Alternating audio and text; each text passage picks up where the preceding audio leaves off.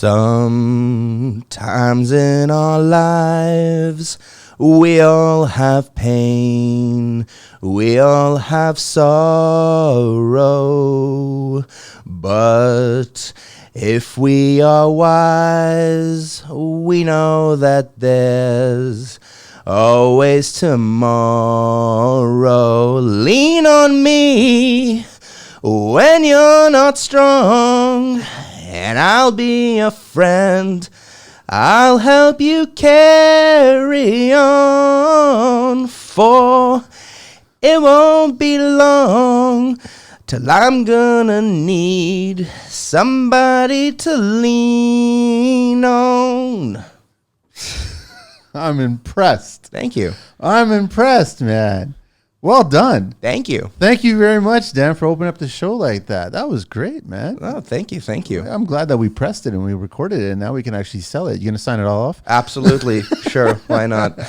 Welcome to the show, Dan. Thank you so much for opening it up that way. Well, thank you for having me. You know, it was tricky. I wanted something with lean in there. Yeah. And so I was like, yeah, lean on me. Why not? It totally works. It totally works. But thank you for coming on. We're going to have a very interesting show, as I always say.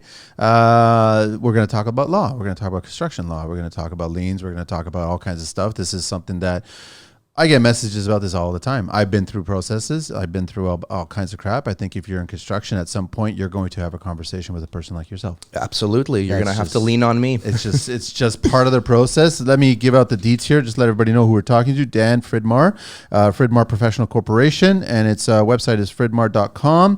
Phone number is 416-697-0107, right? Yes. And then email to get a hold of you is dan@fridmar.com, which is spelled Fridmar.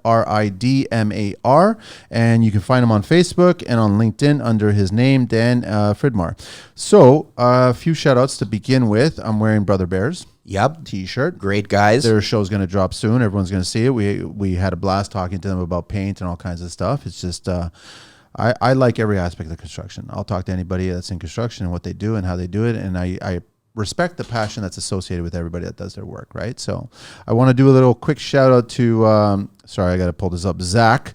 Zach from TBG Building Group. He sent me an email and he was just asking me a bunch of questions, and then I responded back about 12 or 14 hours later, and I apologize. I started the reply by saying, I'm sorry it took me so long to get back to you. And he's like, man, it's like 12, 14 hours, man. What's the big deal?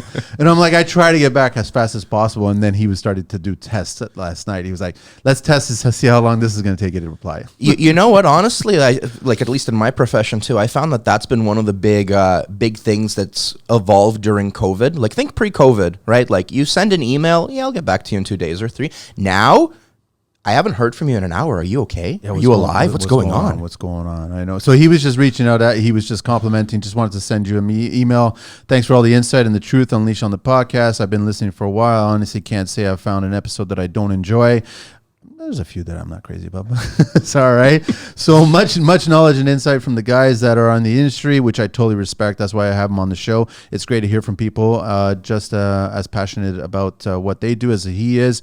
And I've contacted a few of them through the show and see what can be done. And I love that they basically start connecting. What I really appreciate about the whole industry, right? So thanks, Zach, for sending that message, and we'll be chatting, and probably one day he'll get on the show and we'll talk. So, but over to you, Dan. I got a lot of questions to ask. Amazing. That I've gone through and stuff that I've learned, and you only learn it by going through it. Yeah. Where do you want to begin? I guess, you know what? Let's start with contracts. Sure.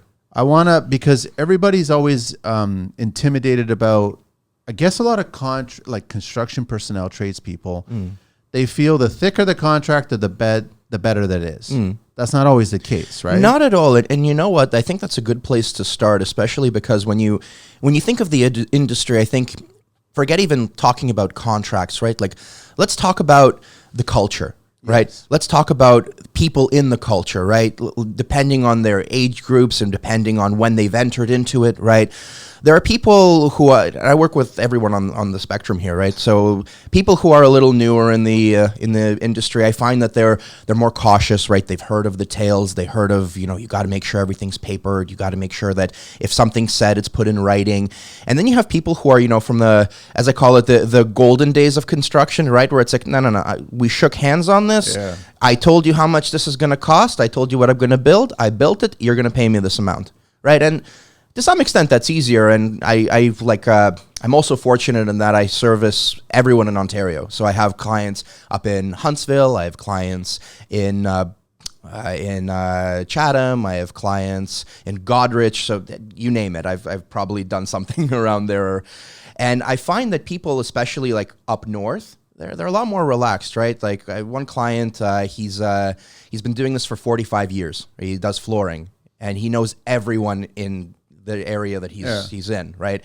And it's come to a point where he's come to me after 45 years not having a single dispute, and I ask him, okay, well, where are your contract documents? And he looks at me, what contract, right? They know me. They know my name. They know my reputation. What Shook do they a need? hand. Shook a hand, okay. Exactly. So to your point about contracts, then it's one of those things where people need them, and they only realize they need them after something happens, right? Because unfortunately, the day and age that we're in today, a handshake agreement is not enough. A verbal contract is not enough. I mean, it could be enforceable. Don't get me wrong. Just as long as you have three things, right? You have an offer. I'm going to do work for you. Yes. You have acceptance. Okay, please do the work for me. And then you have something called consideration, which I will pay you, or I'll scratch it, whatever you have it. Yeah. As long as those three elements are present, anything could be a contract. Now, the next step in that case is proving that, well, what happened, right? Who made that deal? It's credibility. Things get messy. Yep. It can be enforceable, but it's not as pretty as a nice piece of paper that clearly lays these things out, has signatures. But unfortunately, in today's day and age, even that's not enough, right? Like I have cases where it's black and white on paper or on screen, whatever you have it written that, yeah, this is our terms, this is our agreement. And even still, we go to court arguing about, well, but what did this word mean? Or this comma was in the wrong place, or, oh, but that's not a 0, that's actually an 8, or whatever you have it, right? So practically speaking, I think the best thing that you can do contracts wise, firstly, is just you don't need 40 pages, 50 pages. You just need it to be clear, right? Yeah. What is a contract at the end of the day? It's an allocation of risk and responsibility. Yep. Who's responsible if something comes up? And not to go on a tangent, but let's say right now, post-COVID, one of the most relevant parts of contract that I found is this concept of material price escalation, right? Who's responsible for that? You have bigger projects. If it was in the contract at all. Well, yeah, exactly. Yeah. And most of the time it's not. And even more, you see this in the subcontracts, right? Between GCs and subs, or subs and material suppliers. The cost of steel, right? We all know it's doubled since COVID, or tripled even in some cases. And depending on the size of the project, right? Like you have some P3 contracts where they were procured back in 2019, and they're just calling on like some of the subs now. Yeah, like when I quoted you on 2019 pricing. Not only am I not going to make a profit if I give it to you now, I'm going to have to pay you to do your project, and that's not fair. What's the point? Right? So who's responsible for that at that point? So with contracts, you basically just want to try to be as clear and simple, right to the point. But I mean, I've heard stories of guys reaching out to me, talked about they presented what they were going to do, they delivered what they're going to do, but then you get that point of the client saying it's not exactly what I thought it was going to be, but yet it's been built exactly that. So then there's some sort of friction at that point. Yeah, and you know what? I find this more often in residential construction contracts. Sure. Like I have a colleague of mine. He quoted like a really good saying about residential construction. It's like family law of construction, right? Where it's not so much. It's not so much as what was done is like. There's personal involvement, right? When you build a train station, it's to scope, it's in accordance with the code, all the drawings are fine, the engineer signed off on it, great. If there's a small little scratch on the sidewalk, nobody's going to care. Flip that to a residential construction, $30,000 bathroom reno. Oh, the tile is beige, I want it off-white. It looks different. It looks different. Yeah. One of my funniest disputes actually in residential too is it was a bathroom project, and part of it was in the installation of the shower head.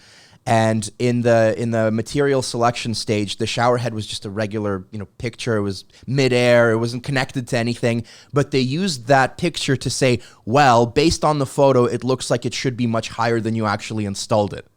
Wow.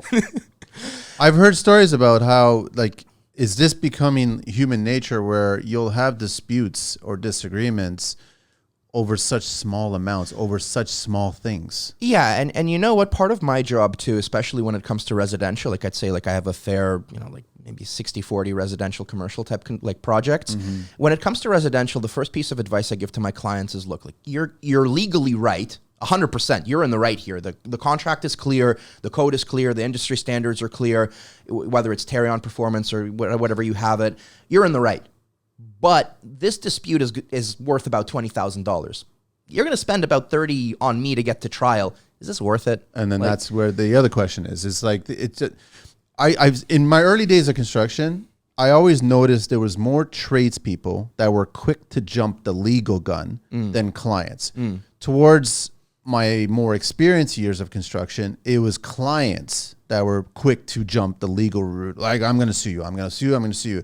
A lot of people, tradespeople in the beginning was, I'm going to lien you. I'm going to lien you and all this other stuff. And it's just like, is there a way that we, on both sides, right? Because I always said there's three. There's always three, right? Like whether the tradesperson is right or the client's right, it's the truth in the middle, right? And the thing is, like, do you really want to invest all this time and effort and money? Because it does start to get into 5 figures, 6 figures. Yeah. And then also, when it comes to, from what I gather on my side, when I'm learning from other tradespeople, it's also the mental side. Like, there's so much stress and consumption of your own personal life that you're just consumed about it. But then you hear all these horror stories about client or tradespeople going through the industry, and then over the years of so many experiences, they've gone through so many jobs that they didn't get paid. They didn't get paid, and they just walked away because they knew. I think everybody that goes through it once understands the real toll that's attached to it. Exactly. And it's as you've said, it's not just the money, it's the time, and most importantly, it's the stress. Yes. Because especially like if this is the first time you're doing it, and hopefully like listeners won't have to go through this themselves, but you invest your personhood into a process that you can't control, right? It's completely out of your hands. Yes. You're trusting it to some individual who's charging you an arm and a leg. Hopefully not. And ultimately, the individual can't give you a guaranteed answer, right? This is the one profession really where you come to me and you tell me your problem, and I can't say with absolute confidence that, you're going to win, because I don't know. It depends on the judge, depends on the circumstances, depends on the time of day that your dispute is brought, depends on whether or not opposing counsel is going to be cooperative. It depends. There's so many variables. There are so many variables. And so one of the best things that you can get on these sort of disputes is lawyers involved, and especially lawyers that are trained not to fight, but to find answers, right? Because the way you look at it is no one's going to be happy at the end of the day.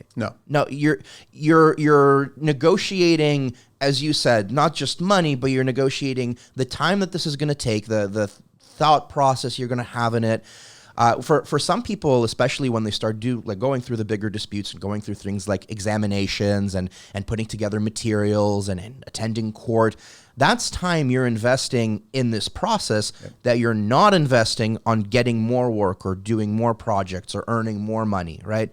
So at a certain point, you do have to ask, is it worth it? And you have to come to terms with the fact that it's not.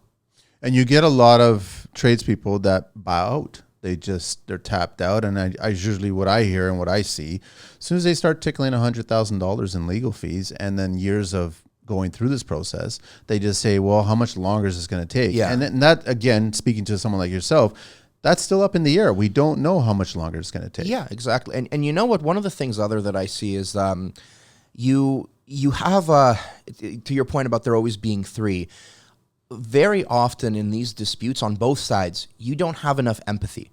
What I mean by that is, take a look at let's say the builder, right? It could be whoever, subs, the people doing the work, right? They're looking at it purely transactionally, right? They're thinking, okay, I already told you how much this was going to cost. I did the work for you. I think this work is acceptable based on my experience and standards. Why aren't you paying me, right? And the flip side of it is the homeowners are looking and they're saying, okay, I'm on average, Canadian national average income is $60,000 per family, right? People don't realize that. I have a dilapidated home. Let's say it's 70, 80 years old if you're in Toronto, maybe a little newer if you're like in York region or outside of the GTA, right? I have this home. I need a new X, Y, Z, whatever. My budget is capped. I work hard day and night to earn this money. So now you're telling me that I blew the equivalent of a year of my salary, right, on this project, and it's not golden and shining and exactly how I want it, right? So people, they don't realize that, and realizing it and trying to address that helps with a lot of these disputes, right? The other thing on the flip side of that, I'd say at least 60, 70% of my initial kind of consultations is this concept of delay, right? Homeowners saying they promised that this project is going to take 5 months. It's been a year. What's going on, right? This is a simple project. Not realizing that, well, it's not actually just your project, right? It's material availability, right? It's good trade availability, right? That must have been worse during the pandemic when horrible when we were trying to get material coming in. And I guess technically speaking, if you had a contract and you had a scheduled timeline and deliverables, if you didn't cover yourself, I guess, regarding unforeseen variables regarding this, I guess technically a client can turn around and say, well, you never completed everything, and now you start getting to friction. Exactly. And you know what? This has been a bigger concern even on the commercial side of things for construction. Because in residential, like you have a contract that says you have to get this project completed within 10 weeks of commencement, right? Mm. And you're going to be late, and there's going to be shaking of fingers and fists. But ultimately, in the commercial world, it's not uncommon to have delay claims, right? To say, well, you've been delaying this, and so now, I'm going to be charging you $100 a day or whatever you have it a day, because that's how much it's now costing me to pay my construction financing, to pay whatever other trades because they can't start on time. And so it ends up snowballing into this big fight and friction where on one hand, they want to get the work done, but you can't, right? Like, how are you going to do it if it's just not there? I love, Dan, that you brought up just how there's so many variables, and then you get two sides pitting against each other, right?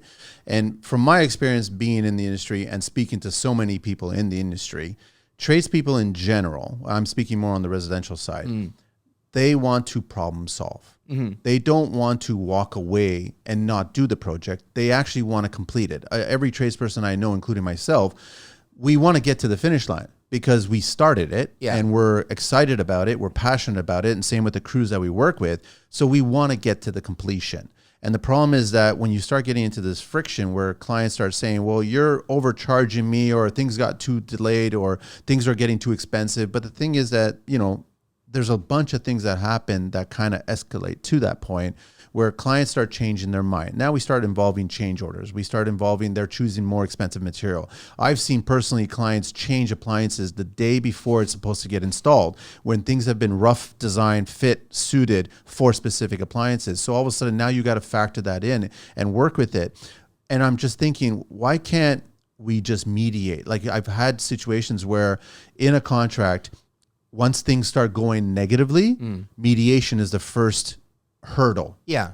But then clients will ignore that and start making the threats of back and forth saying, well, we're going to get legal right out. But technically speaking on the contract, you're supposed to start with mediation, try to problem solve. Yeah. And you know what? That's a very good point. And I think like in general with mediation, right?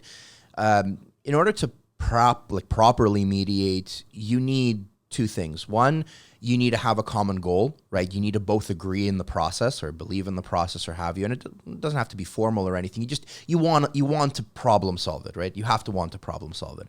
And the second part is you have to be realistic. Yes. Right? Because if you want to solve the problem, great. But if you don't come at it, as I said, with that rational empathy on both sides, it's just going to be a waste of time for everyone.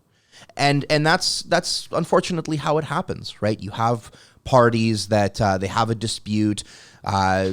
Typically, I find it's more so the tradespeople that have to kind of bend, yeah, and to some extent be more mature about it, right? Because homeowners, unless you're really lucky and you get someone who is a reasonable individual, they're the ones usually kicking and screaming, saying, no, you're screwing me, I paid you this money and you made all these promises and I found you online and God forbid Mike Hopes endorses you. Like, that's going to be like a whole other thing. Yeah.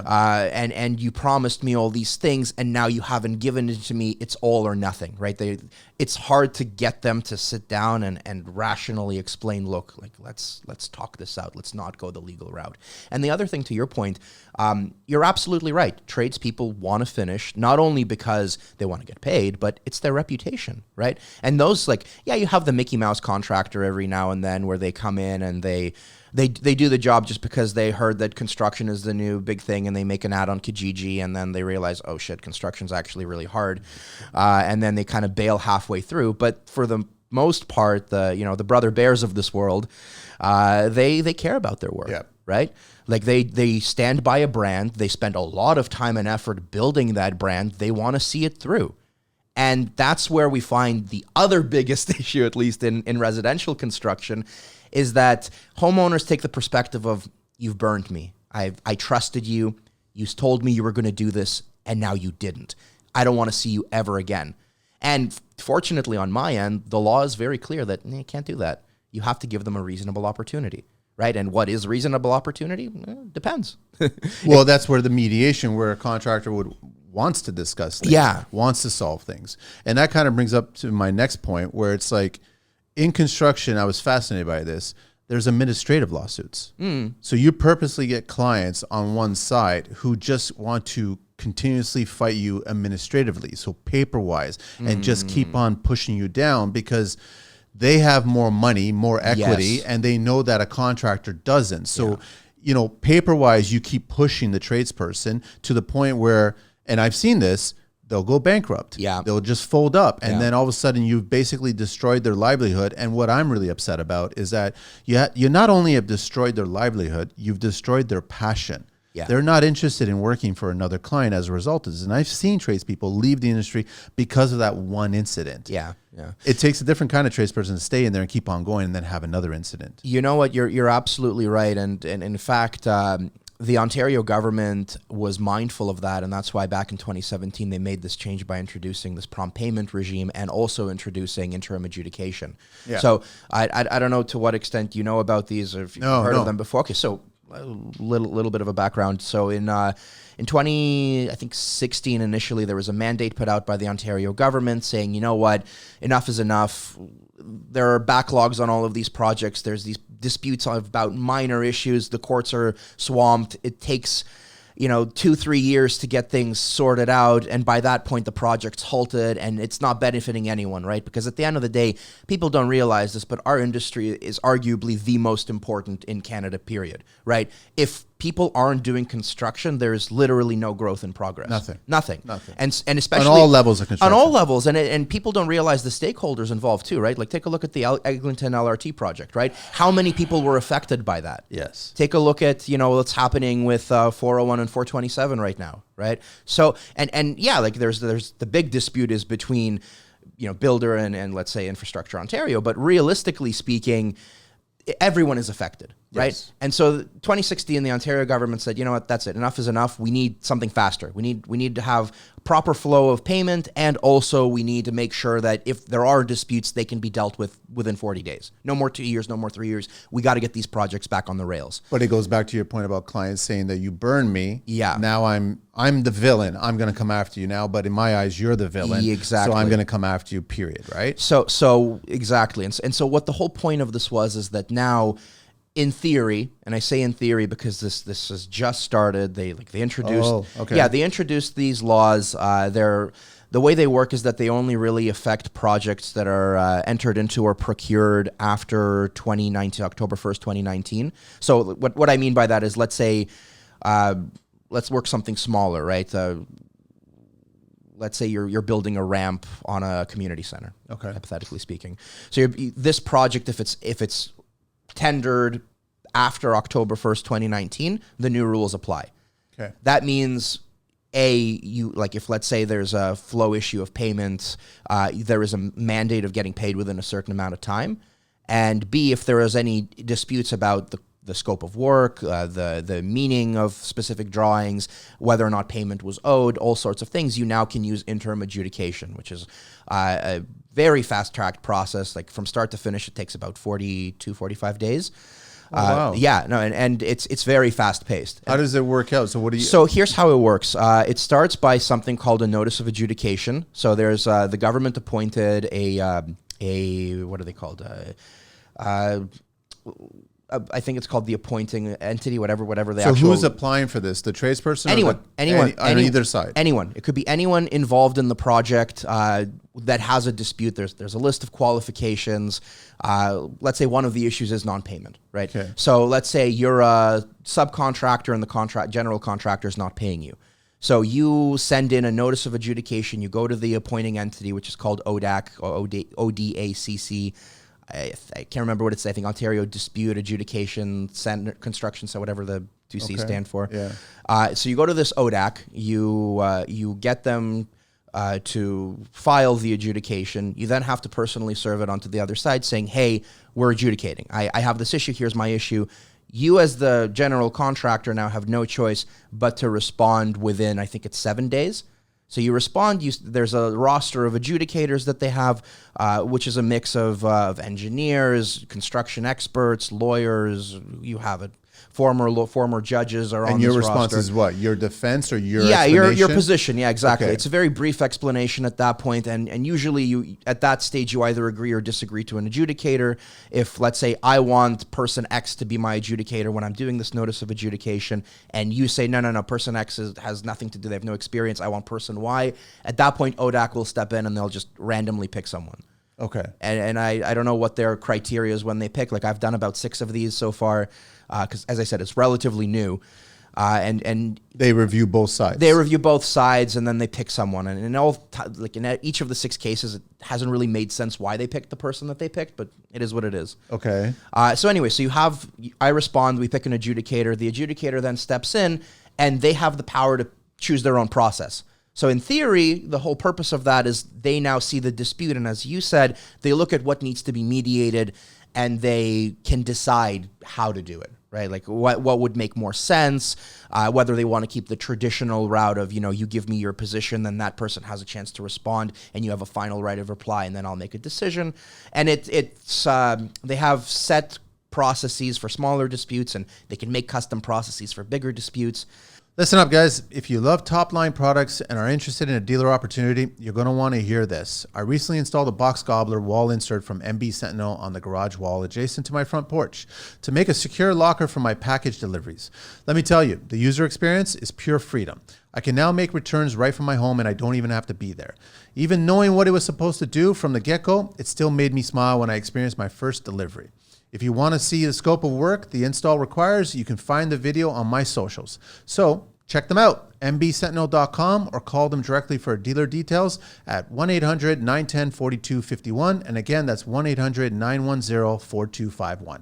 And how long is that process of the reviewing for them to submit their recommendations? Oh, like a few days. Oh, really? Yeah, this is fast. This Wow. is mandated. Is this going to fast. basically start to remove liens? And That's $1 million question. So the system itself is based off of what they have in the UK, and I think the US also does this. Okay. So in the UK, which is where, like, during the consultation stage of introducing interim adjudication, in the UK, the Ontario government was looking what they did, and what they ultimately had is they did say there was a reduction of liens, but practically speaking, too, it wasn't even a reduction of liens. It was actually a reduction of litigation in general. In general. Because the UK doesn't have liens.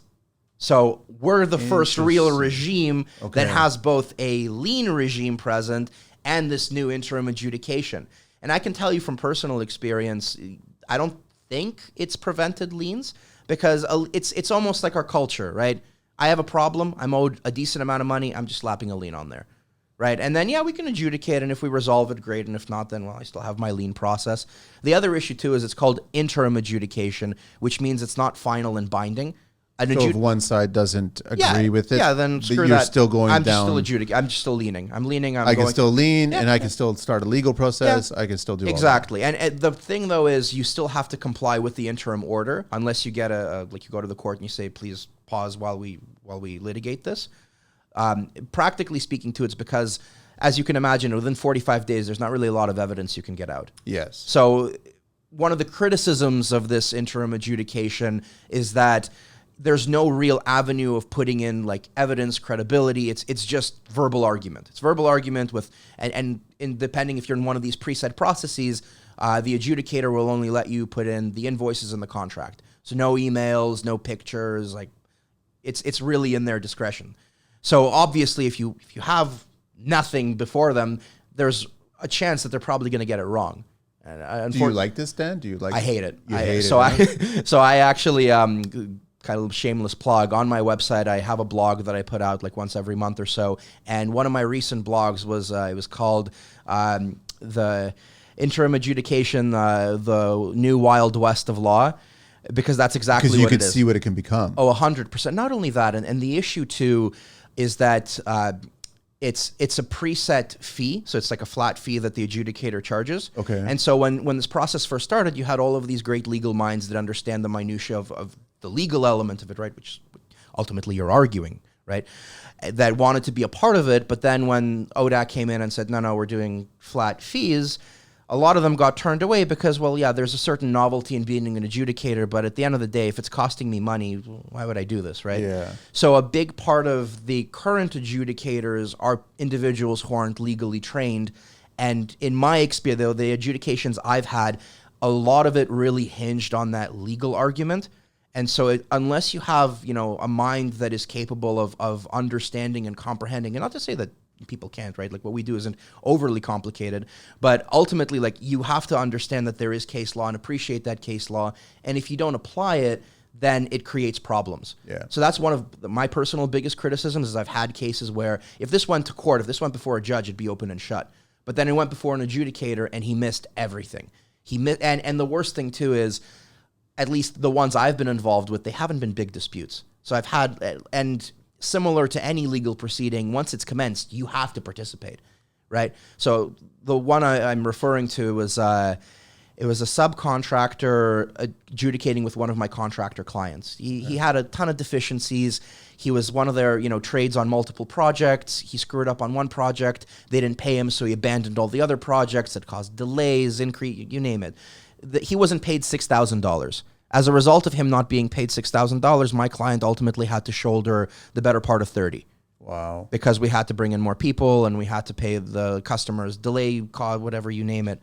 And so this contractor who was owed $6,000 commenced an adjudication against my client. So I obviously bring off this concept of set-off, right? I say, listen, what's going on? He left. He was owed $6,000. We're saying he wasn't because he didn't finish it. Here are all these contractual provisions on the payment schedule, whatever else. And also by him doing this, he's actually screwed my client in incurring, 5 times the amount that he's owed. He's not owed anything. What does the adjudicator do? Yeah, no, but, he should have probably gotten paid. So, yeah, he's owed $6,000. Based on whatever information has been presented there. Which also was nothing. Because the other flip side of this process is unless you do have a lawyer, it is, and like the person's self-represented, they kind of put in whatever they want. So what I received is, 3 pages of mumbo jumbo. Everything's disorganized. There's no real coherent arguments being made. And then I have to respond to that somehow with, okay, now let's try to dissect this. Let's try to break it down. And on the basis of that, the adjudicator kind of made his own decision.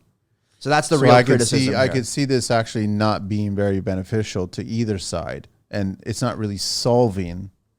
I guess they're trying to streamline the court process. Yeah. But it's not really it's not going to do that. I mean, we'll see. It's too young to really tell. I have my criticisms. My colleagues have their criticisms. As I said, one of the biggest criticisms is that there is still the lien proceeding at the same time. And in fact, it's enshrined in the Construction Act where you can adjudicate and also lien at the same time. So practically speaking, if you're not happy with the decision, you just lien. Right, you lien and you move forward from there. And No, sorry, go ahead. I was going to say not all of these decisions are payment-based. Some of these are scope of work-based, right? So let's say on a bigger commercial project, I had an adjudication where there was a question about whether or not my client was responsible for paving about 1,500 square feet of a parking lot versus 6,000 square feet. Our position was that, here are the drawings. The drawings are clear. There's a highlighted section. Here's our quote. The quote is clear. It's only, this much money for this much square footage. This is how much we billed you. Therefore, obviously, it couldn't have been the full 6,000. Yeah. So we adjudicated on this, and ultimately the adjudicator agreed with my client, who was the landscape hardscaper, that it makes no sense. And irrespective of that, we still had to go through regular litigation because that wasn't good enough for the owner. Wow. I want to, let's just, liens. I get a lot of people reaching out to me. have you done it, Manny? What's the process? How does it work? And you know, like basically, if you want to walk us through, I know what I've done from experience. So I mean, when you are not at that, or you're at that point where you have to lien, you want to lien. That's like, I think in everybody's dialogue, everyone knows that's an option for them. Yeah. So the process itself is what? It's a pretty straightforward process. I mean, in fact, there are those companies that only lien, and they charge less than a lawyer would. I personally wouldn't recommend them because they make mistakes, and I've had liens come to me where these individuals registered the lien, and then it's like, oh God, like there's all these issues, and we're gonna have to try to fix it if we can. Because you register the lien, and then you can contest the lien. Go through that. Yeah. So there's two processes. There's it all bases on this concept of attachment, which splits between, is it Crown agency land or non-Crown agency land. So let's take your average road project, right? Most, if not all, major roads are owned by the Ministry of Transportation, Ministry of whatever you have it, the Queen or the King in this case now. Yeah. So those are deemed to be Crown agency projects. You can. Sorry to kind of be all over the place. Let's step back a bit. What is a lien, right? Yes. What is a lien? A lien is a charge, so like a registered instrument that secures payment.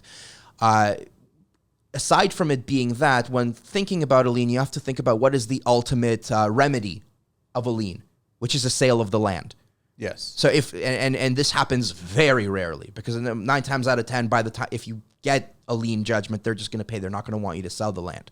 But it's comparable to a mortgage, right? So if you have a mortgage, you register on the property, that mortgage goes into default, you can sell the land in satisfaction of the money that you're owed. So that's exactly how the lien process is set up, which then goes to what I was talking about, Crown agencies and attachment. As a policy principle, if you're not paid on a road project, you can't sell the road, right? It belongs to the government. Yeah. So that's why you have this bifurcation, or this splitting between liens that are registered and ultimately can be used to sell the land versus liens that are just, they're called notice liens. Because ultimately a lien, unless you have a direct contract with the owner of the property, a lien is only ever a security against holdback. Yes. And a lot of people don't really, people coming to you, people coming to me, they don't realize this. They think, okay, I'm this sub or material supplier. I supplied $400,000 worth of whatever material, you name it, aggregates, glass, windows, wood, whatever, doesn't matter. I supplied materials for $400,000. That means I'm secured for $400,000 against this property, and that's just not right. So the maximum security you ever have in that lien is the 10% holdback on the prime contract. So let's walk through that. So let's say you have $1 million contract. $1 million contract. A $1 million contract, you're building a building, whatever, house, you name it, doesn't matter. $1 million contract. So the maximum holdback on that $1 million contract would be $100,000 plus HST, plus whatever else you have. Any change orders get tapped on top of that. And so when you're a subcontractor, right, that means you're only ever protected up to that $100,000.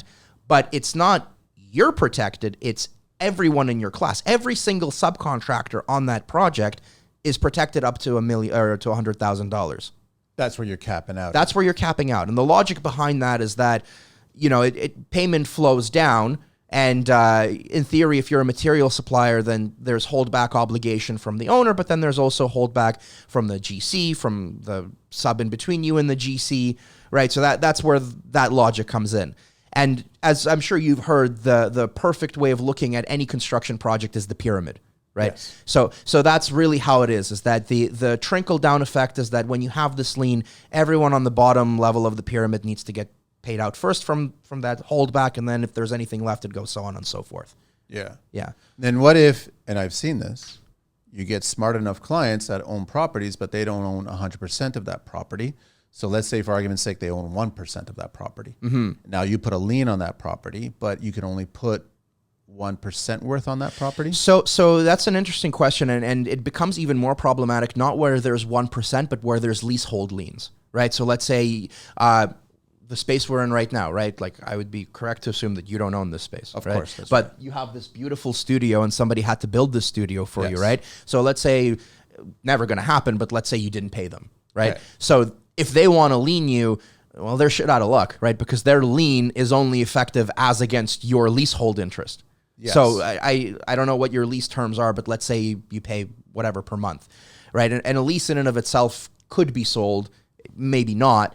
A perfect example of this is what happened with Sears, right? If you've heard the Sears debacle, so Sears, a lot of them went into receivership or other insolvency forms. And they're leasing the spaces, and they're exactly the retail. Exactly. And right before they went belly up, they started the Sears 2.0 initiative, right? Where they had all of these like upgrades to their stores. A lot of people ended up getting screwed because ultimately they leaned, well, this lease either it's maybe worth something because it's in a mall and so it has commercial value, and it's a 99-year lease set at a certain rate where now it's 5 times as much. So yeah, that has its own value because that could be resold as a asset in and of itself. But if it's no real value, you're screwed. You have zero security whatsoever at that point. And so going back to your question about what if he only the individual only has 1% in the property?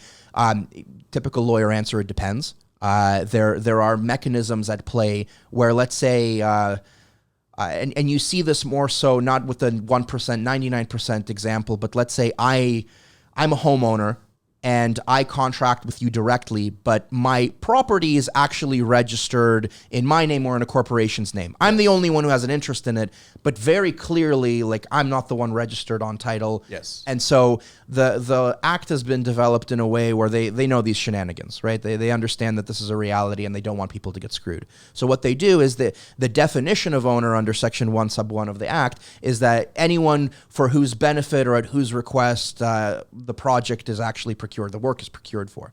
So that means, for example, let's say in your 99%, 1% example, let's say the 99% homeowner knows that they also want this work, right? It's not just for the benefit of the one, it's for the benefit of all of them. Got it. They can be deemed an owner. And therefore that 10% continues. Interesting. Yeah. But that's where you come in and you're looking at, and there's a lot of, I guess, construction-wise, the law has been changing quite a bit, right?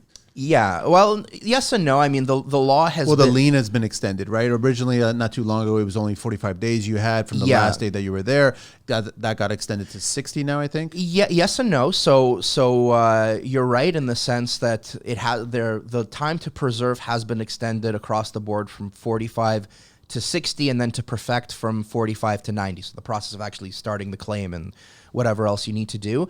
I advise all my clients to be cautious about that because, once again, the change only took effect for projects that are procured after July 1st, 2018. Yeah. So similarly, how we talked about procurement for prompt payment, interim adjudication.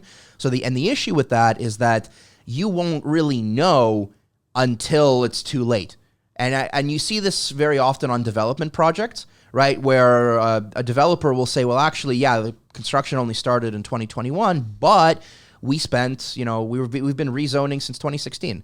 We had excavation work that happened here, and we had, drainage and other things put in back in 2016. So actually, this project is under the old act, which means you only have 45 days. Sorry. And you've missed it. And you've missed it. So my advice to my clients always is we're hitting it at day 42 comes, we're leaning. It doesn't matter that you might have 60 days, you probably do, but let's not take any chances. And this is after you've already tried to communicate and see if there can be a resolution. And if you're getting the sense that there's not going to be a resolution here, then just move forward with the lien. Sometimes. I mean, listen, once again, it depends on at what stage the clients come to me. Okay. So if, let's say, they come to me and it's day 41, I don't have time to talk to other side. Let's preserve.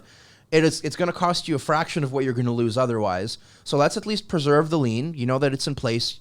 You now have either 45 days or 90 days or plus whatever to perfect your lien if we can't resolve this. But at least now we have some security, and also we have some pressure, right? If I write to someone on day 41 saying, hey, we're going to lien unless you pay us today, the response is, do it. And you know what? That's one of the other things I've noticed just about culture as well. Like I've been in law, as we mentioned before the show. I've been for 5 years now.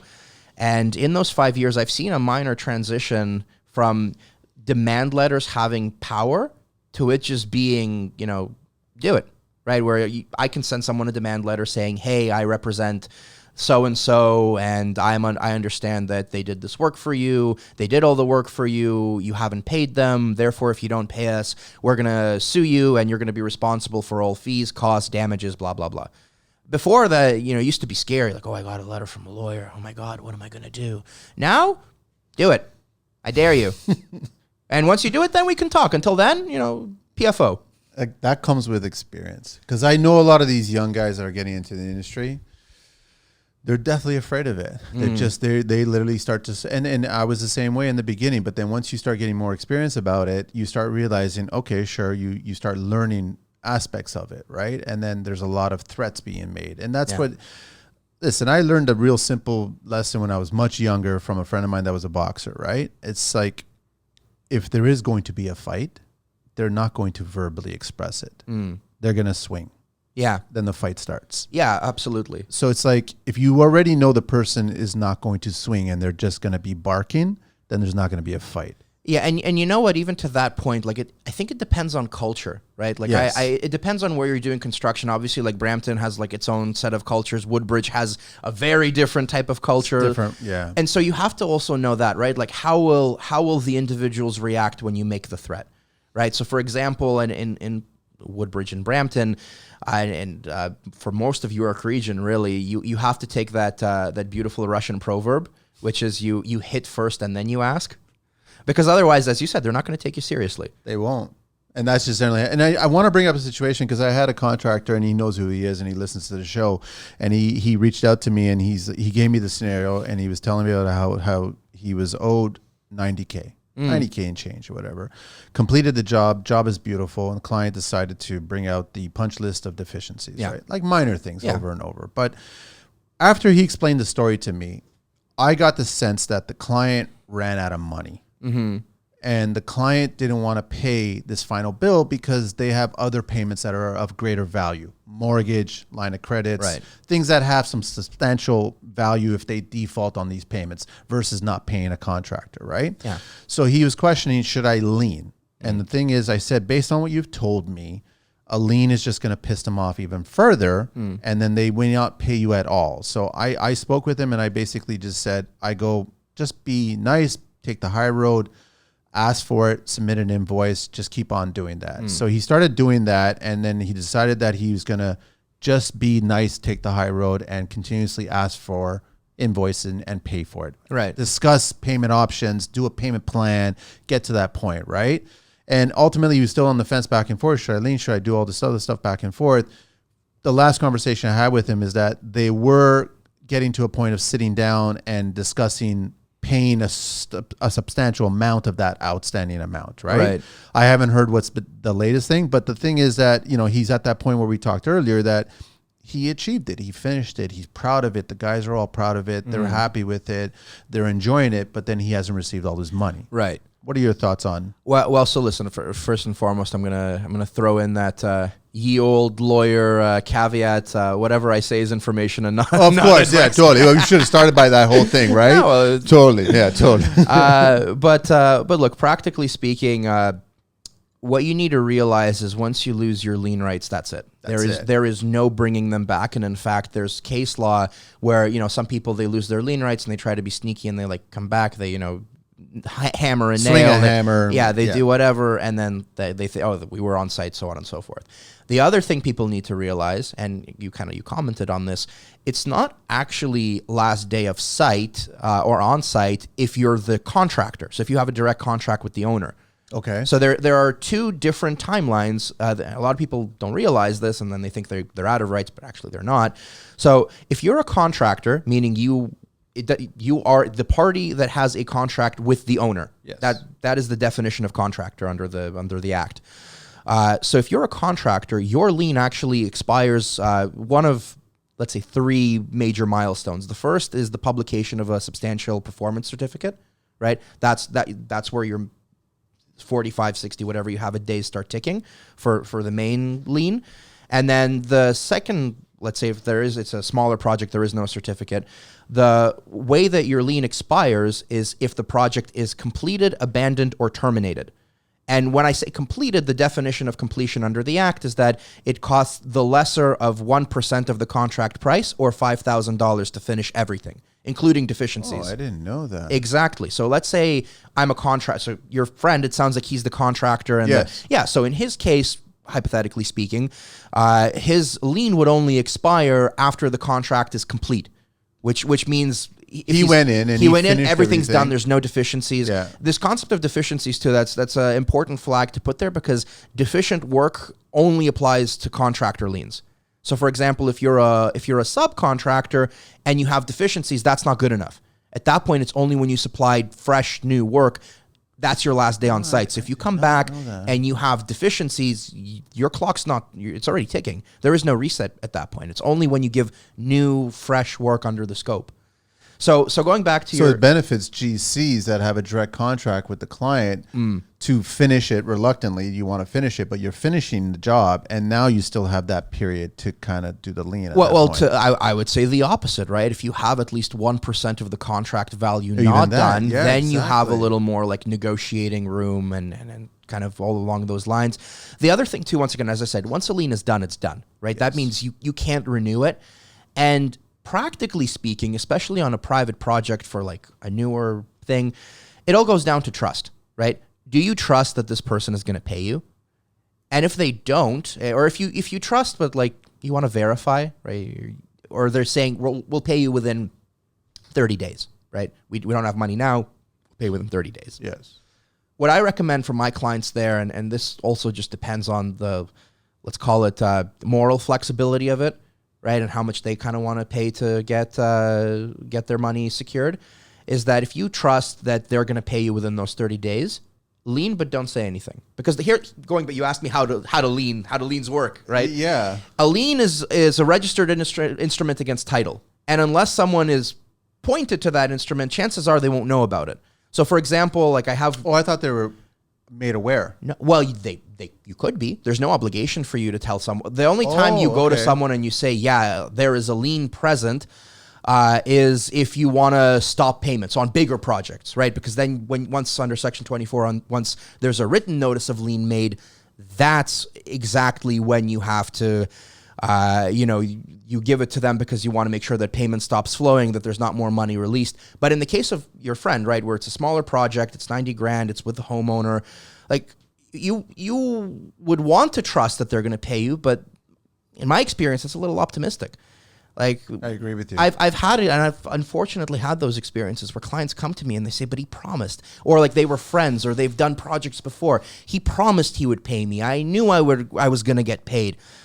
What are you going to do when he didn't, right? You're out of rights at this point. At that point. As opposed to, the path of, let's lien. If he's going to pay you, amazing. You discharge it, none's the wiser. It doesn't affect him in any way, shape, or form. It doesn't matter that there was a lien on title at any point, as long as that lien is gone. Because then title's no longer... And practically speaking, you're not doing anything wrong. You're owed that money, right? You're owed that money. You just want to make sure you're secured. Because once you lose that right, it's going to be such a bigger headache to come and get that money. So protect yourself, right? And then if everything's great, amazing. We discharge the lien, none's the wiser. And unfortunately, I've had this happen where my client comes to me, he says, hey, we have this problem, whatever else, what's going on? They're promising they're going to pay us. We're not sure. Let's lien. We leaned, and they're friendly. Every time he comes over, they offer him tea, coffee, food, whatever you have it. They keep promising. Day 61 passes, and they're like, yeah, we're not going to pay you. What do you mean you're not going to pay me? Yeah, we think you overcharged this and this and this and that, so we're not going to pay you. It was like 50 grand on it was like a $400,000 contract, so it was a pretty decent amount. Yeah. It's 50 grand. Yeah, we're not going to pay you that amount. Well, guess what, buddy? We have a lien. Yeah. What? What do you mean you have a lien? And so now they got caught red-handed, and my clients got paid. So it's unfortunate that you have to kind of put in these, I wouldn't call them games, but maneuvers, let's say, like strategic maneuvers. It's a second parachute. It is. It just is. And you know what? One thing that people don't realize in our business is that it is a business, right? You're not doing this because we're here to be profitable. We're here to make money. Yes. We're here to make money, and sometimes you have to do what you have to do to make sure you get the money, within the confines of the law, of course. Of course. Yeah. So do you have to renew or repurpose the lien every year? No. So here's how it works. So I preserve my lien. Once I preserve it, depending what timeline I'm in, I have a certain amount of time to then perfect it, which means I have to issue a statement of claim and sue you. Right? Yes. Because you can't just have a lien on title forever. That's slanderous title. It's a big no-no. Once that lien is perfected, I have 2 years to set it down for trial, which means a number of things, depending what jurisdiction you're in. If you're in, let's say, we're currently, this is Halton region, Oakville?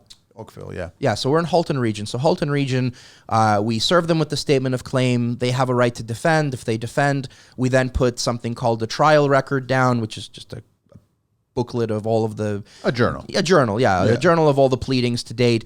We give that to the court, and that's deemed to be set down for trial. We then get a pre-trial date. We go before a judge. We explain the situation. They give us a timetable.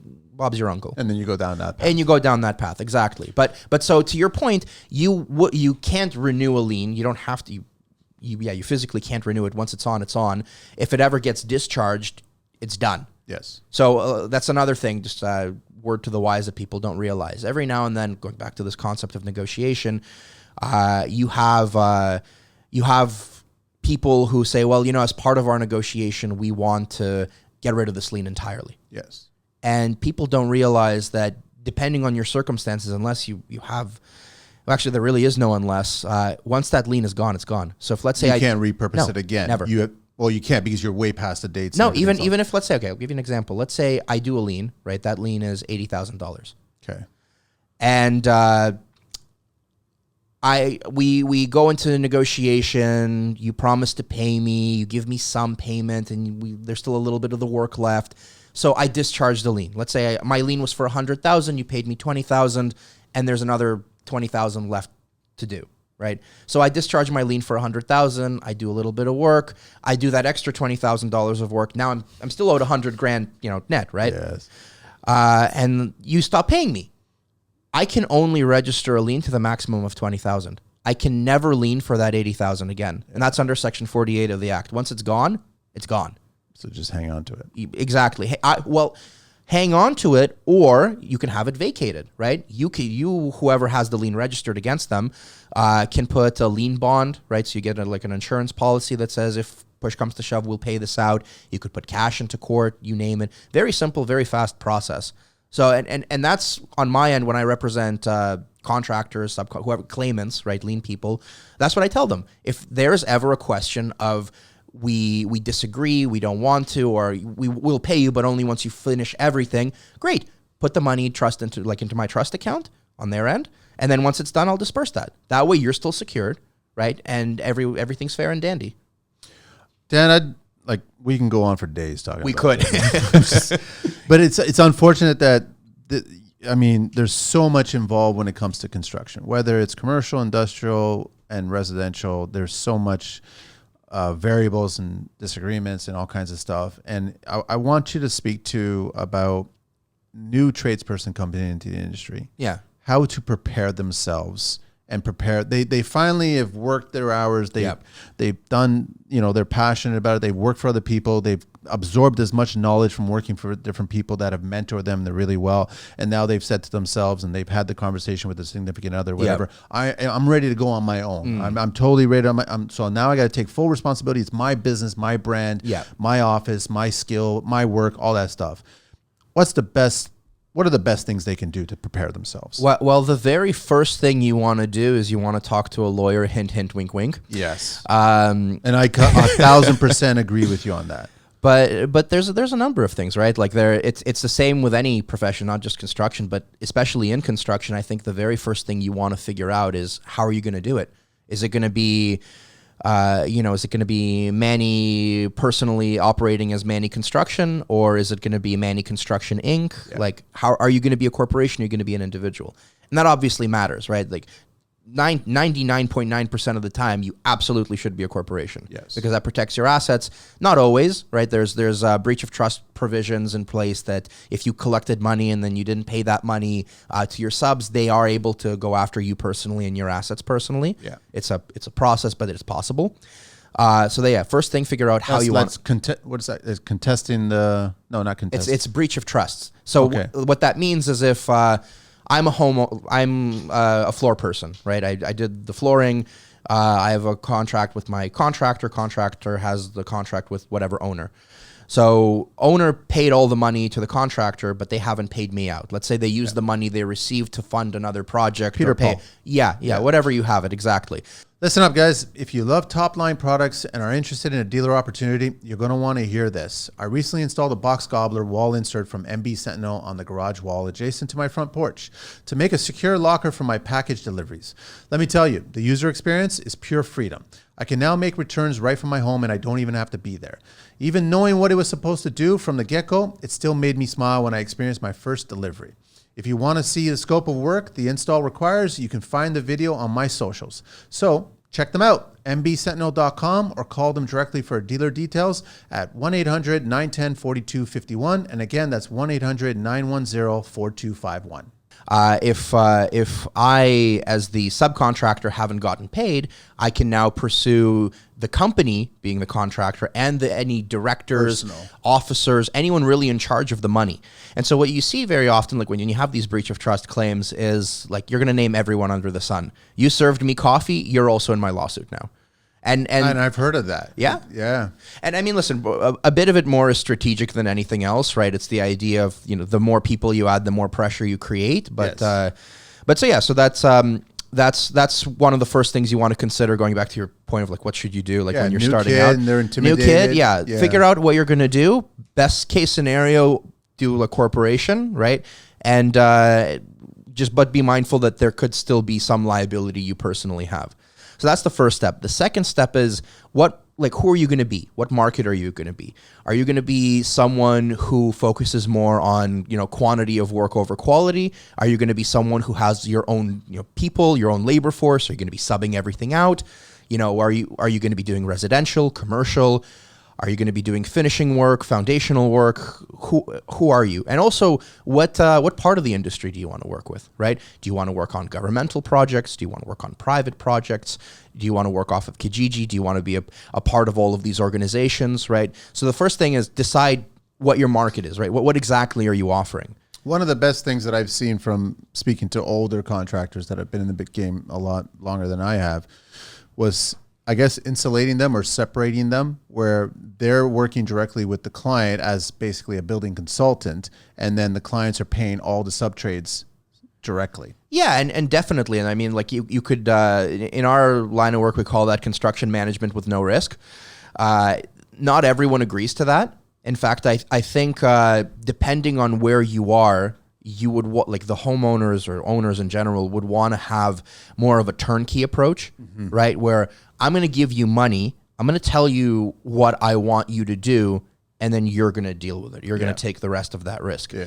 And on one hand, it's ultimately also just goes back to like on that point, the kind of contracts you want to have. Do you want it to be a fixed price? Do you want it to be time and material? Do you want it to be unit price, right? Like how So these are all the questions that anybody getting started out, you need to ask them and answer them. Well, and you know what, the other thing too, like we're talking about starting out, but practically speaking, as you said, like these are people who've been in the industry already, right? First off, unless you have immediate answers for all of these, you shouldn't even be doing this. No. Right? Like you and go get the answers. Yeah, get the answers, work, partner up with someone, be a senior project manager somewhere or a controller, or you have it, right, where you get this firsthand experience. And only then, once you have an answer for all of these, then you're ready to start your own company. Now you can start building it. Yeah. But then I guess that also kind of envelopes employees, subcontractors, location, all the overhead. Yeah, exactly. And so from a legal side, we talked about incorporation versus not. The other thing, as we started the show, you need to make sure your contracts are fine. Yeah. And a lot of people don't realize this, but if, let's say, you're going to start out by going into residential, you're going to be contracting directly with homeowners, you absolutely need to familiarize yourself with the Consumer Protection Act. Yes. Because under the Consumer Protection Act, there's a specific form that your contract has to be. It's laid out clearly, like here are I think there's 11 or 12 requirements that are necessary.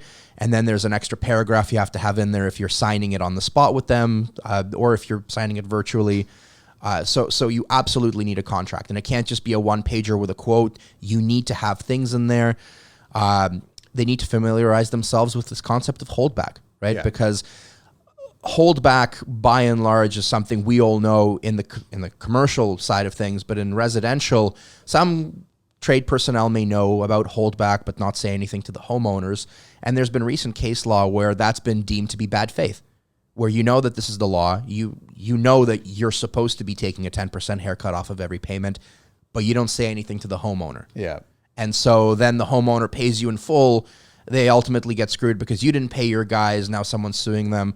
And so the courts have held that that's deemed to be bad faith under the Consumer Protection Act, and there's like additional consequences that you could face if that determination is made. Well, that's just part of running the business properly. It's the same thing with government taxes and everything allocated. So it's not like, and that goes back to Peter Paul contractors. Yeah, where exactly. They get deposits from one job and then start circulating to other jobs, right? Yeah. The other thing that you need to realize, you mentioned employees, right? So if you're going to sub everything out, right? Let's say it's just you, and then you have 10 laborers that you hire as, quote unquote, independent contractors.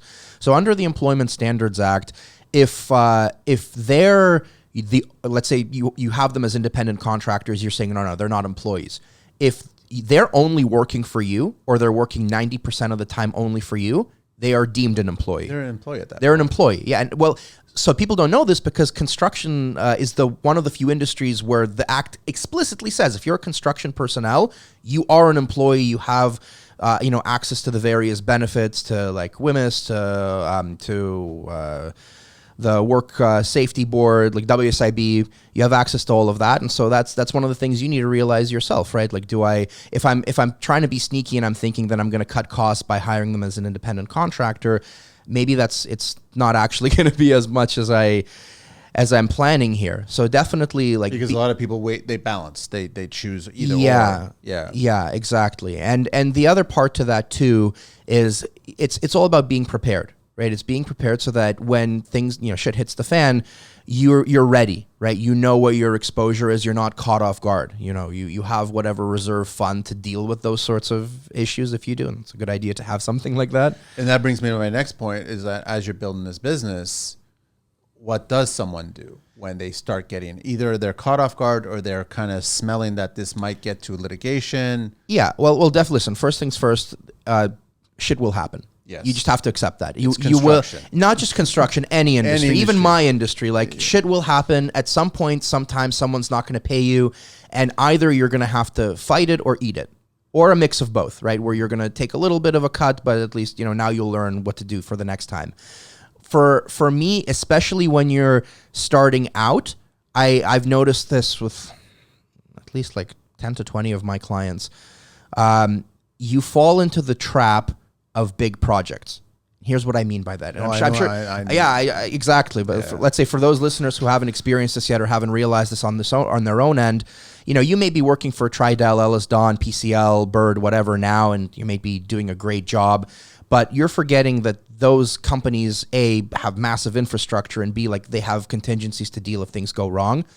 It is so much better to have 100 projects that pay you 10 grand than have one project that pays you $1 million. Hands down, without a doubt, because when you get those $1 million contracts, they come with $1 million problems. Yep. And that means that A, you're probably not going to be paid as fast as you would on those smaller projects. B, your deficiencies and potential liabilities are going to be so much bigger. And so your risk is greater. You may be getting more upfront, let's say as a deposit or whatever on this project, but realistically speaking, you still have to allocate the time.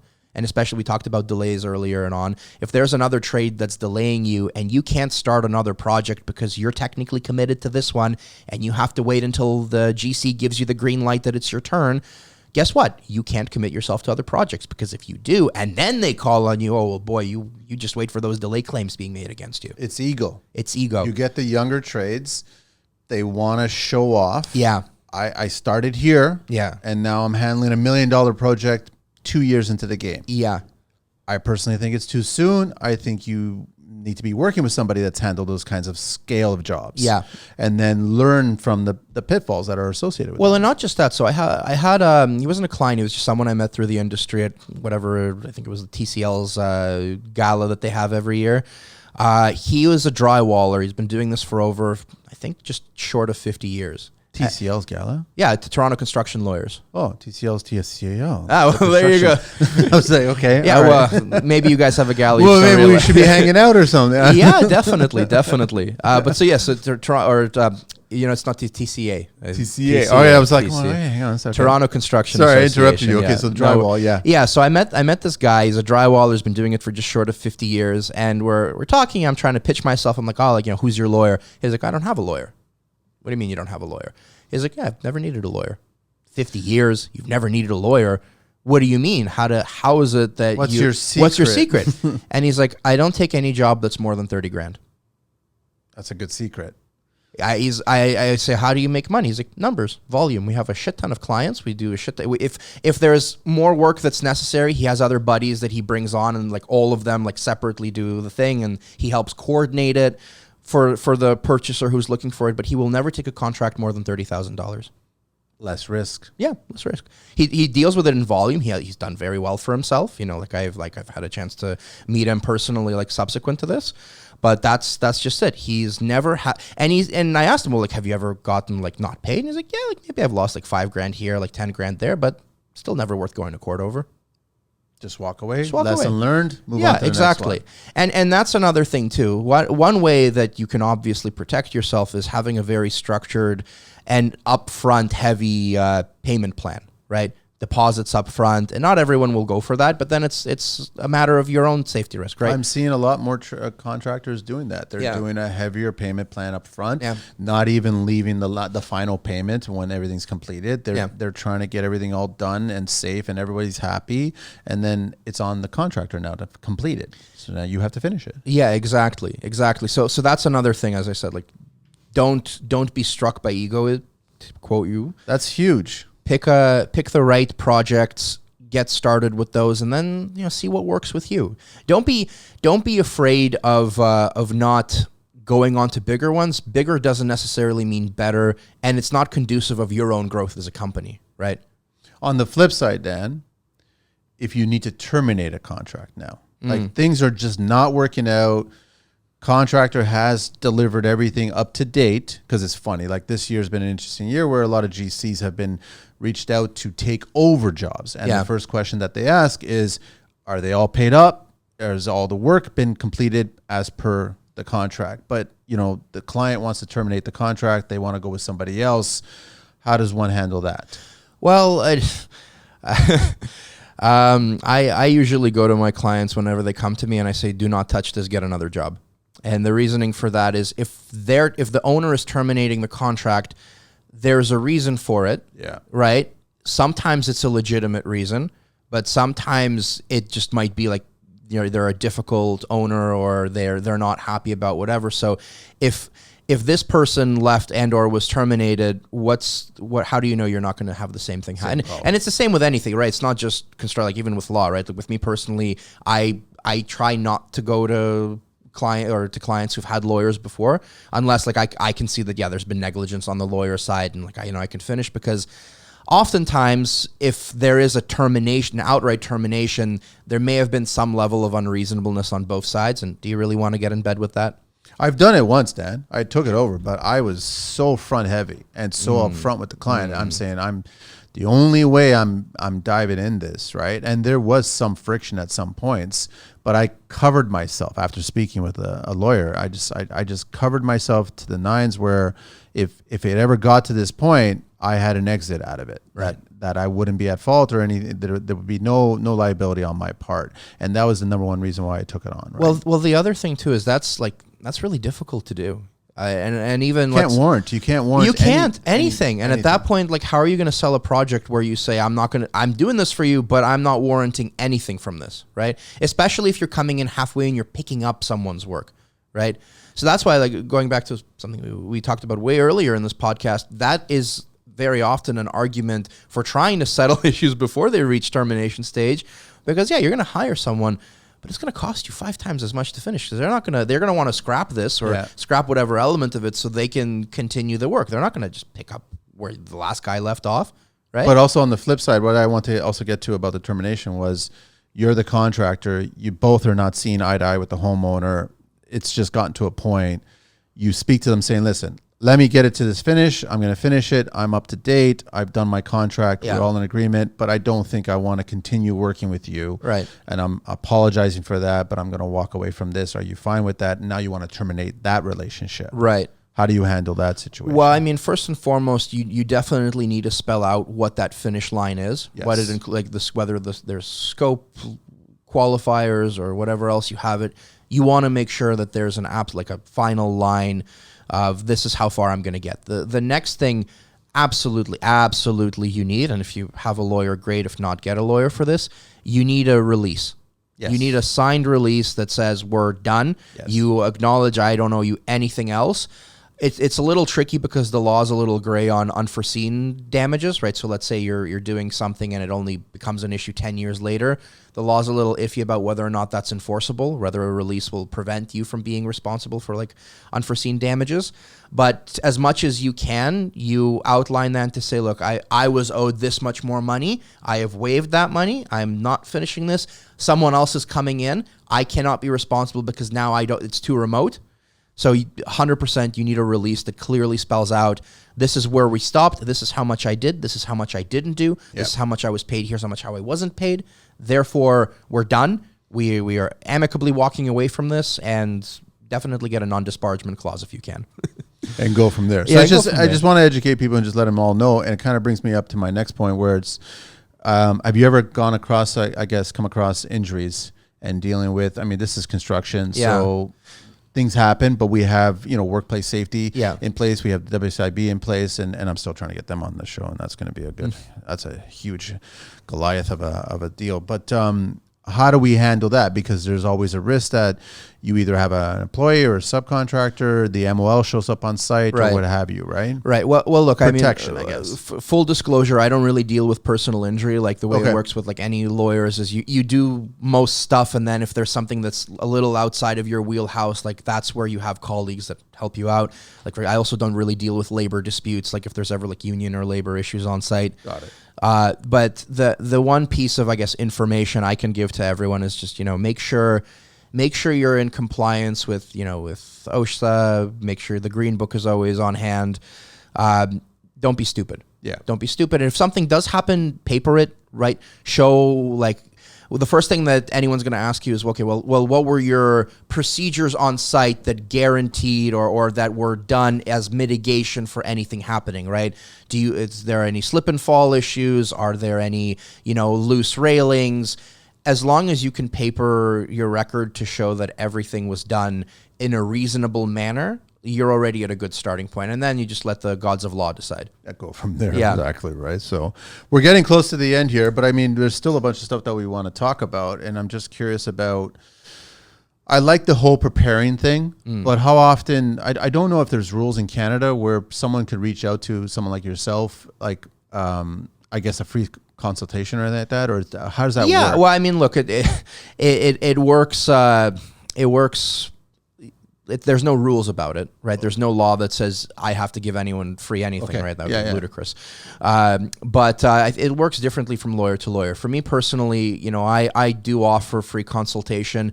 I offer 12 minutes. The reasoning for that is that within 12 minutes, I can tell you if you have a case or not. Or rather, if you should pay me money to review all of your documents and then tell you if there's anything more to it. But within those 12 minutes, you can give me a breakdown of what had happened, and I can tell you if it's worth pursuing or not. If it's worth pursuing, then we do our next stage, which I do charge like a paid consultation where you give me your documents, you give me the correspondence, you give me the full story if there's anything you didn't tell me within those 12 minutes. Because oftentimes, like I have colleagues who fall into this trap, right? They offer the free consultation thing, and about 40 minutes of that hour that they offer is just people ranting like, oh, this guy was an asshole, he did this. I don't care. You want a therapist, you hire a therapist. Get to the point. Yeah, right? Literally, that's just it. I'm here to help you either get your money or prevent you from overpaying your money. Let's not complicate this any further, right? You're coming to me for a specific... I don't go to my pizza person to get my nails done, right? You're coming to your lawyer to answer your legal questions. Keep it within the legal questions.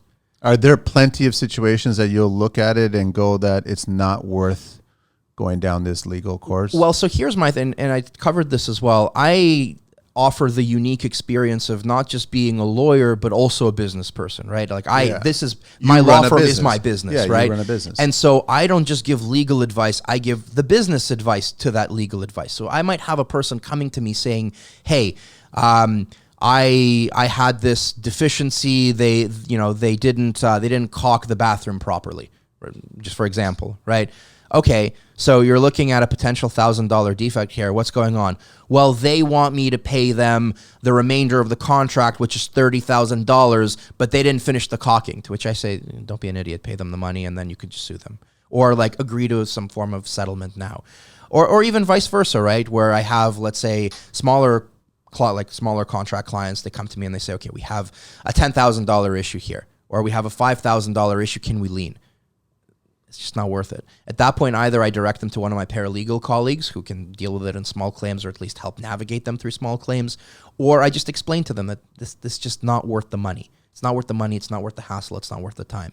So that's why part of my 12 minutes is you spend about 6 of them telling me what happened. There's spark notes, high level, whatever else. Tell me, I always cut to the chase. I'm like, what's your actual issue? What do you want here? What are you trying to achieve? They tell me what they want to achieve, and then in the next 6 minutes, I spend telling them it's worth it, it's not worth it, this may be worth it, but I would need more to understand what your actual issue is. Let's do a full consultation. And to anybody that's listening, like especially the youngins, right? They're get rid of the ego and get rid of the emotion. Absolutely. 1,000%. This is business. Like sit down, you've got a situation. Your objective is a resolution. Yes. Now, that being said, listen, I'm the first advocate for not negotiate or not litigating on principle. However, especially where you've already established a brand and you're not just someone who's starting out, there are times when it's worth to make a point. Yes. And that point is, I don't let people walk around. I'm not going to let whatever situation come out of hand. So up to you. It's a hard line to define, but sometimes you do need to make up. So I'll give a very, very quick example. I had a case recently where one of my my clients, they're a home renovator, and they had a fixed price contract with their customer, right? The kitchen contract, whatever it was, and so what ended up happening is the contract was for $37,000. Not like it was a nice kitchen. Don't get me wrong, like good finishes, reputable contractor. And so ultimately they went, they did the work, they finished everything, no deficiencies. And then the project manager was on site, and the customer had asked the project manager, hey, like how much did this cost you guys? And the project manager was stupid enough to give that information out. Now there was like 17 grand outstanding on the project, and the homeowner said, no, what are you talking about? This costs you $2,000 and you're charging me 17? What? I'm not paying this. We had to litigate that on the principle that our contracts are fixed price. We took the risk, right, with material escalation, with labor increases, whatever else. Totally. We had a deal. At the outset of it, we told you how much we're going to do and how much that's going to cost you. That's all that matters. Yeah. And so for those sorts of instances where now you will have it'll be private, obviously, but no one will know unless those people start telling other people about it. But you need to make a point, especially if it gets published as a decision, that's even better, that this is the case, this is how we're going to proceed. So if you're coming against us, this is what we're going to do with it. And I agree with you on that, 100%. I want to ask you a question, and I don't know how, I guess, honest you're going to be about it, because I've heard these stories. Litigation could take years and years and years, right? Absolutely. And you can start seeing marriages fall apart. Yep. You can start seeing assets just being liquidated to continue paying for litigation. At some point, do you consider the mental state of the tradesperson and what they're going through and everything that they're personally losing and just bow out? Or do you continue fighting, trying to fight this? Well, listen, without violating any rules of professional conduct, the way you can really boil down lawyers is we're hired mercenaries, right? We will do what you tell us to do. Yes. We're going to tell you what you shouldn't do. Like we have also our moral and professional ethical obligations, but I will only push as far and as hard as you tell me to push. I have clients where they have the best case in the world, but as you said, they've been litigating for 3 years. They have ailing family members, or it's getting to their personal relationships. They're tired. At that point, they come to me and they say, what should we do? And my answer is always the same. Only you can decide what you want to do. Only you decide when it's enough. Mm-hmm. I have clients who are the opposite. I have clients where they have absolutely no case whatsoever, or they have a case, but like, let's say they're defending, and they say, no, we want to go through with this to the very end because it matters. It goes back to that idea of principle. So litigation, like I make it easier. I do it up front. I tell my incoming clients that I prepare them. I manage their expectations, as we call it in my industry, right? Yeah. I tell them, this is what you're about to sign up for. Here are some of my other instances and stories and kind of guiding principles of clients who've come and passed, and now you can learn from their mistakes. You make the decision if you want to move forward, And that's only fair. it is. And some of them, they do it. They go through it, and then at some point they say, you know what, Dan, you were right. I was going to make this claim, and I've made it, and now I realize that maybe I shouldn't have. Let's see if we can bow out of this. And often, especially in the tradespeople side of things, like just commercial projects, you have litigation where it goes on for 3 years, and then literally just happened to me a few months ago. We had litigation, took about 3.5 years. We were past the discovery stage. We were going towards trial. And the principal of my client accidentally ran into the principal of the person he was suing at a bar. And they just had an out. They just talked about it. They sat down, they had a beer. My guy called him an asshole. He called him whatever he called him in their language. And then I get a call from my client the next morning saying, hey, we're done. We had a deal. They're going to pay me this much money. And that was it. 3.5 years, 25, 30 grand worth of legals at that point. Yeah, we had a beer, right? And one thing I recommend to my clients is sometimes that's what you need, right? Time heals better than anything else. You're really passionate and driven and emotional in the moment, but then you realize that this was pointless. This was nothing. There's bigger concerns. There's more money to be made. So at times, it's going back to leaning and going back to the timelines. There's a reason there's that 2-year window. Yeah. There's a reason there's, you have 45 to 60 days to preserve and then 45 to 90 to perfect. You just need to chill sometime, right? Take a little bit off, look at the bigger picture, see if it's worth it, and then, what might be, driving and passionate now won't be important in 2 to 3 years. And sometimes that's what it is. My client was still happy with me. At the end of the day, everything we did didn't matter, but he was still happy because the pressure of it going helped them come to that conclusion for both of them that it wasn't worth it anymore. For both sides. Exactly. Both sides are going through the exact same thing. Well, some more than others. I mean, look, there are those instances where I'm in the right and let's say you're completely in the wrong and you understand that you're in the wrong, right? So I see this more often than not with material suppliers. Okay. So let's say I supply drywall or topsoil or whatever you have it to this project, right?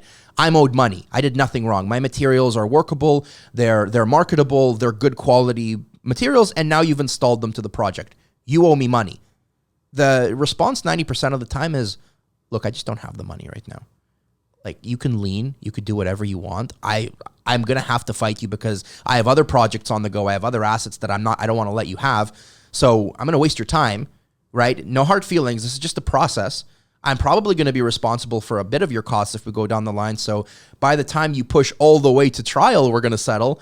But I don't have money to pay you right now. There's a lot of them recently that I've come across where it's like it's been a 3 or 4 year battle, and they finally got to the mediation stage before trial. Yeah, and both sides just bowed out.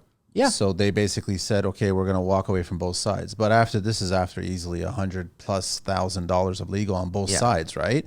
And they just said, we're going to bow out, right? It honestly just depends on how deep your pockets are, how personal the issue is to you, and how, let's say, vindictive you are. Like I've had a file with a person where my client unfortunately passed away, and they still continued on against the estate. And it's like, buddy, he has nothing. Wow. He has nothing. What are you going after at this point? And they just kept pushing at it. I just find from my experience, because I'll speak more for the trade side, they're more willing to bow out and step away from it and continue, move on, and live a life, right? Yeah.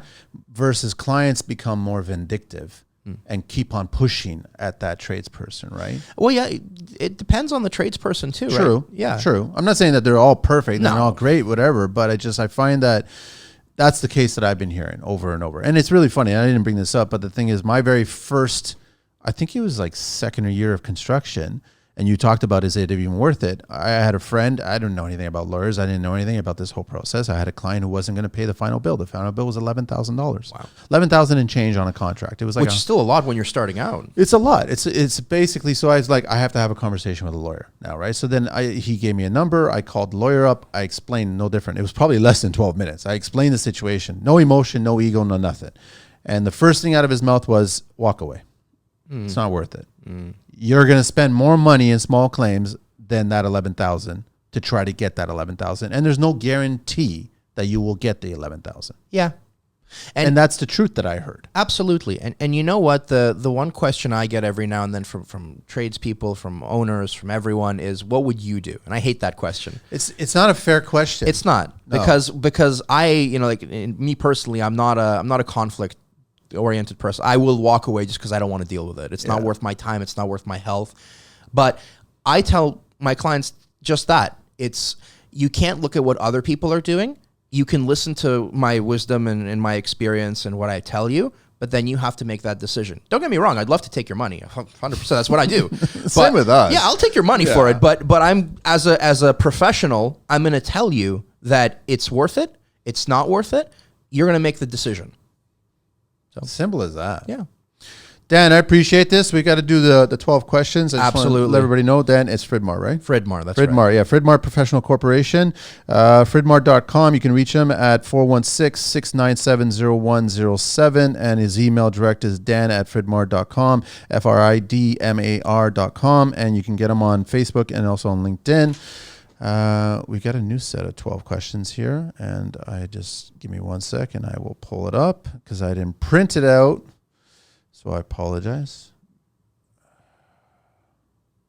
You ready for this? I sent them to you, right? You might. Well, if these are the new ones, I don't know if you did or not, but I think I may have had. Either way, we're good. Let's do this.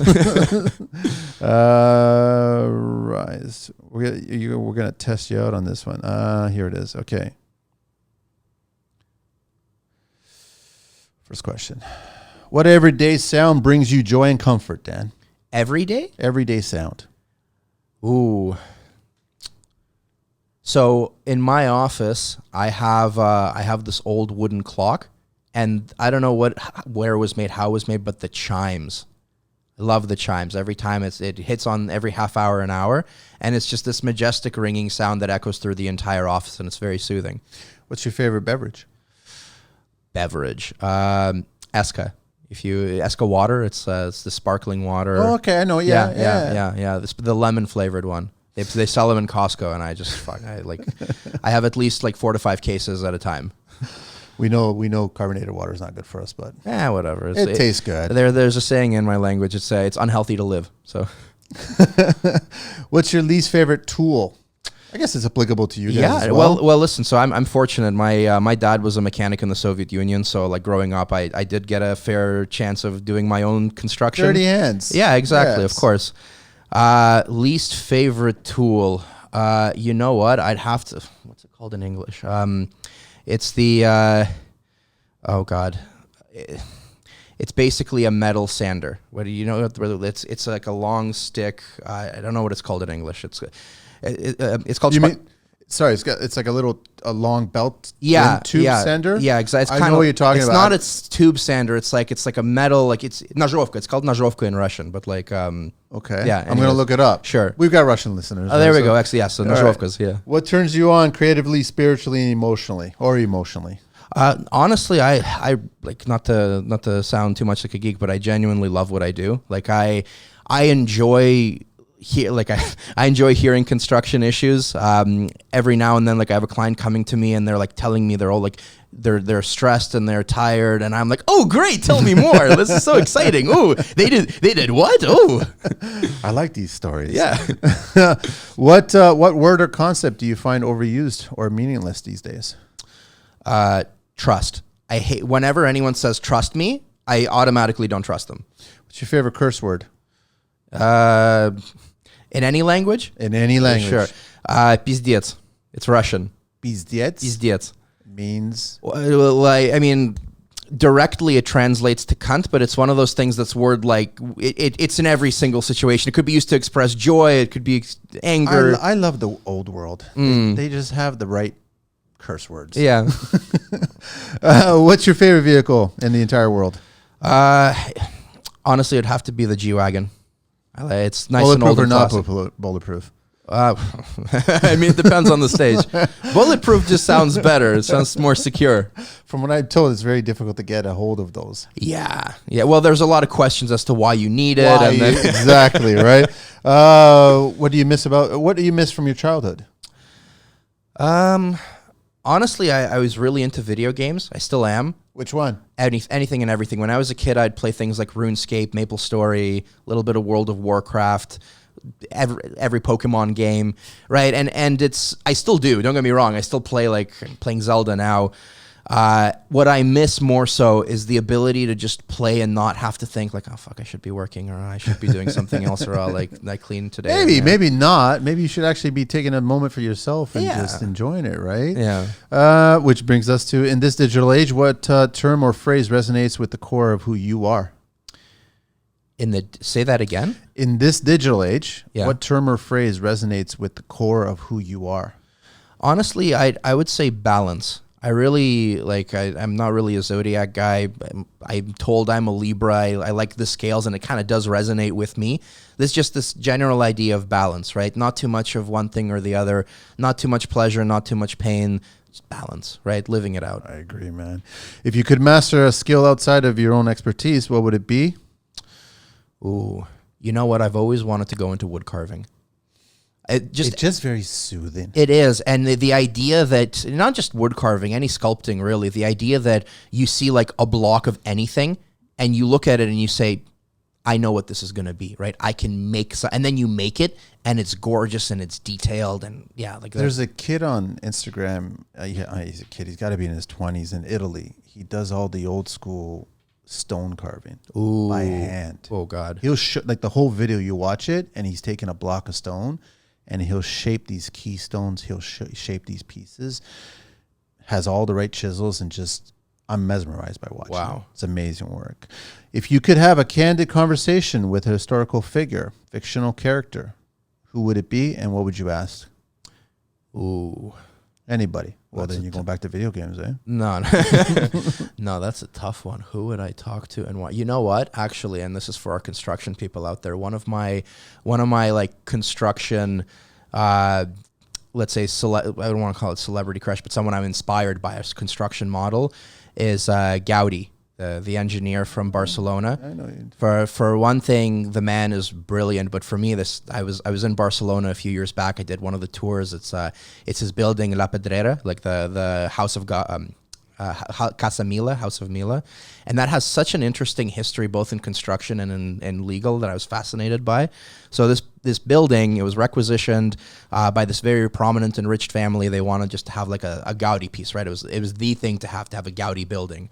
And so they wanted him to build this building, and he made it amazing. He installed all of these, ceilings shaped like rib cages, B-comb pattern flooring, you name various designs. Went way over budget, and so ultimately he wanted to get paid, and the Milas are like, oh, we're not paying you, buddy. We told you X, you gave us XX, right? So what does this guy do? What does this absolute legend do? He sues them. He gets them to pay everything out. But then not only does he get him to pay everything out, he gets the city of Barcelona to designate it a landmark and makes it a declaration that nothing in the building can be changed, that for any renovation moving forward, it has to be exactly the same. Absolute G. Wow. It's impressive. Last question. If heaven exists, what would you like to hear God say when you arrive at those pearly gates? You did good. I think that's as much as just some form of acknowledgement, right? That's it. You did good. That's it. Have some rest. Dan, man, absolute pleasure having you on the show. Thank you so much for having me. Thank you so much, man. I mean, I'm sure we'll be talking more, and there'll be more conversations. Love to have you back whenever you get a chance. Yeah, to. absolutely. I know you're a busy person, but I'm so glad that you know the Brother Bears and the whole Kevin Bacon, 6 Degrees, everything. It's just all connecting. So I love it. So thank you very much. I really appreciate it, man. Thank you so much. All right, Angeline, we're out of here.